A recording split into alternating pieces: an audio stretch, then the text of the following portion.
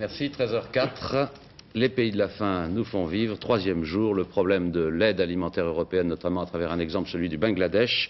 Mais pour bien comprendre ce qui se passe là-bas et toujours pour bien tenir les deux bouts de la chaîne, c'est d'abord en Europe, en France, qu'il faut aller voir comment s'organise ce circuit du lait, avec quelles conséquences d'abord pour les producteurs laitiers européens. Regardez ce reportage de Betty Duro et de Gilbert Ruzan. Il est très instructif et très clair. Que contient le panier que l'Europe des 10 offre aux affamés du tiers-monde? 1 600 000 tonnes de céréales, 150 000 tonnes de lait en poudre et 45 000 tonnes de dérivés du lait. Nous sommes au monde le premier fournisseur d'aide en produits laitiers. Certes, on ne peut donner que ce que l'on a, mais il existe un lien entre cette générosité un tantinet ambiguë et nos excédents laitiers. Car la vieille Europe est sans conteste la championne toute catégorie, aussi bien devant l'URSS que les États-Unis, pour la production de ces produits. C'est ainsi que certaines années, la communauté économique européenne s'est retrouvée à la tête de 230 millions de kilos de lait en poudre, qu'alourdissait encore un stock de 350 millions de kilos de beurre sans acquéreur. Ainsi transformé et stocké, le lait nous coûte cher, très cher.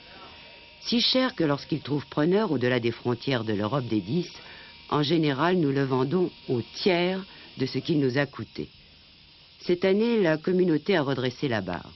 Notre excédent annuel, c'est-à-dire un lac d'1 kilomètre sur 2, profond de 5 mètres, s'est volatilisé et cette fois-ci, nous ne l'avons pas bradé. Les acquéreurs, pays de l'Est, Moyen-Orient, Venezuela, l'ont acheté à un prix raisonnable. Il n'empêche qu'on comprend mal, pour ne pas dire pas du tout, que plusieurs milliers d'agriculteurs européens peinent et travaillent pour produire ce dont personne ne veut.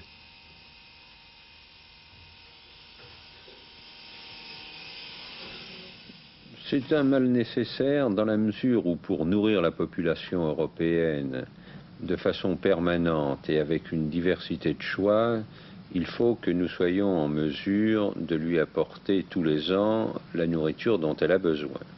Et deuxièmement, quand on prend en considération les besoins en nourriture du monde dans les 20 prochaines années, on s'aperçoit que l'Europe est un des 5 ou 6 pays au monde qui peut apporter la nourriture dont beaucoup de populations auront besoin. Comment les agriculteurs européens ont-ils pu tellement augmenter leur productivité sans augmenter d'autant la superficie de leurs terres? La réponse est venue d'ailleurs, de bien au-delà de nos frontières. Une alimentation différente pour le bétail, l'association du maïs, de l'herbe et du soja, une graine venue du bout du monde.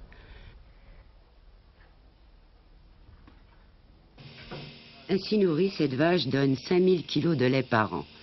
Son aïeul plafonnait à 3000. Encore faut-il ajouter que la vache hollandaise décroche la timbale avec ses 8000 kilos de lait annuel. Ces deux agriculteurs bretons vivent-ils mieux pour autant, sur 36 hectares pour 50 vaches? Eh bien non. Leurs revenus baissent continuellement depuis presque 10 ans. Ça fait 10 ans que dans la communauté, on a mis au point des programmes qui ont été d'ailleurs très critiqués pour qu'ils abattent leurs vaches ou pour qu'ils abandonnent les livraisons de lait. Donc, qu'on ne vienne pas me dire aujourd'hui qu'on a encouragé les gens à faire du lait. Ils ont fait du lait, mais on a tout fait pour les décourager. On a fait des programmes d'abattage, on a fait des programmes d'abandon de la production laitière. Et même pendant 2 ou 3 ans, on a fait des politiques de gel du prix du lait. Je crois qu'il faut se rappeler que dans les années 60, au début des années 60, il y a eu tout un courant porté à la fois par le syndicalisme, mais aussi par la vulgarisation en général, qui a expliqué aux paysans que pour améliorer leurs conditions de vie, pour améliorer leurs revenus et pour contribuer à résoudre le problème de la faim dans le monde, un important effort de productivité était nécessaire, qu'il fallait introduire des techniques nouvelles, changer nos façons de produire, changer nos cultures.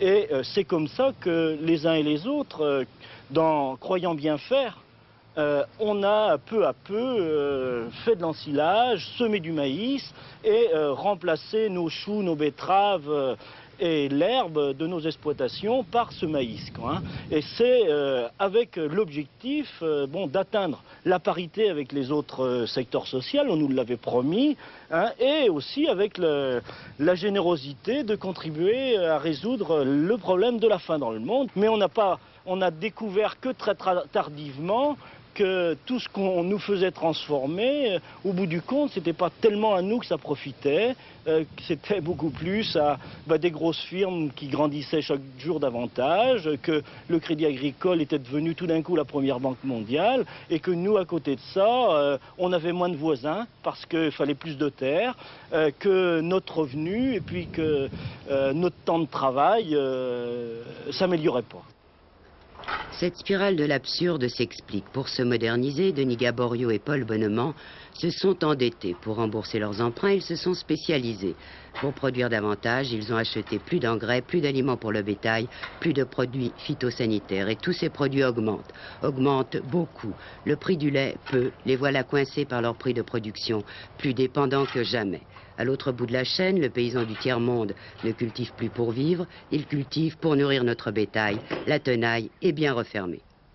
C'est presque un coup au foie qu'on donne aux paysans français qui découvrent maintenant que lui, en produisant beaucoup du lait, de la viande, il contribue à augmenter la carte de la faim, alors qu'il croyait faire l'inverse, et qu'il faut qu'on soit partie prenante d'une remise en cause assez fondamentale de la politique agricole globalement de ce pays, et même au niveau européen. Les multinationales y trouveraient moins leur compte, mais que par contre les paysans, aussi bien français que brésiliens, zaïrois et autres, pourraient sans doute mieux vivre de leurs terres et non produire pour une exportation qui, à mon sens, engraisse plus les intermédiaires, les marchands, entre guillemets, qu'elle ne permet aux gens qui produisent de vivre.